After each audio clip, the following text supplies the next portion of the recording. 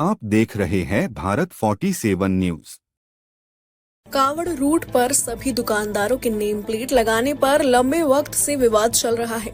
योगी सरकार इस मामले की वजह से विपक्ष से लेकर अपने सहयोगी दलों के निशाने पर आ गई है।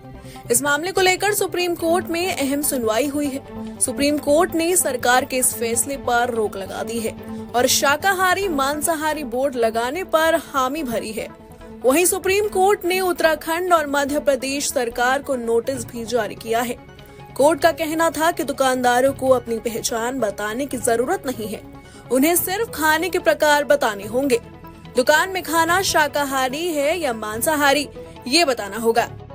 बता दें कि बीते दिनों योगी सरकार ने आदेश जारी किया था कि कांवड़ रूट पर सभी दुकानदारों को अपनी नेम प्लेट लगानी होगी। मामले को लेकर सुप्रीम कोर्ट का कहना है कि ढाबा मालिकों, फल विक्रेताएं, फेरी वालों समेत खाद्य विक्रेताओं को भोजन या सामग्री का प्रकार प्रदर्शित करने की जरूरत हो सकती है, लेकिन उन्हें मालिकों की पहचान उजागर करने के लिए फोर्स नहीं किया जाना चाहिए। सुप्रीम कोर्ट ने फिलहाल यूपी उत्तराखंड की सरकार को नोटिस भी जारी किया है।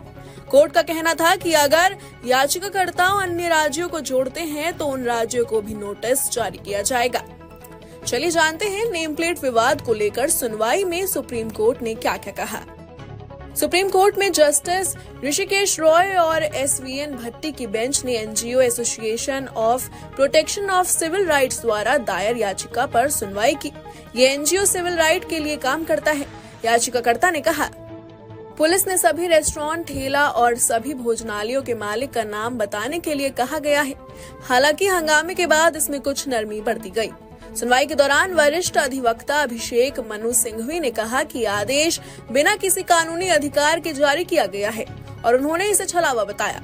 उन्होंने कहा, कांवड़ यात्रा के लिए एक छदा आदेश है। अगर दुकानदार अपना नाम नहीं लिखते हैं तो उन पर जुर्माना लगाए जाने की चेतावनी दी जा रही है।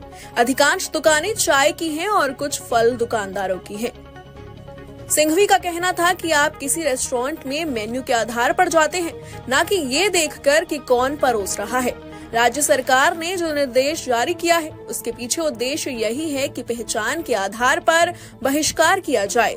ये वो गणतंत्र नहीं है जिसकी हमने संविधान में कल्पना की थी। सिंघवी ने कहा कि यात्राएं दशकों से होती आ रही हैं और सभी धर्मों के लोग यात्रा के दौरान कांवड़ियों की मदद करते रहे हैं। ये आदेश बिना किसी कानूनी अधिकार के जारी किया गया। इसके पीछे क्या तर्क हो सकता है? एनजीओ की ओर से पेश वकील सीयू सिंह ने कहा कि इस आदेश का कोई वैधानिक आधार नहीं है और इससे कोई उद्देश्य पूरा नहीं होता। ऐसा पहले कभी नहीं किया गया। इसका कोई वैधानिक समर्थन नहीं है।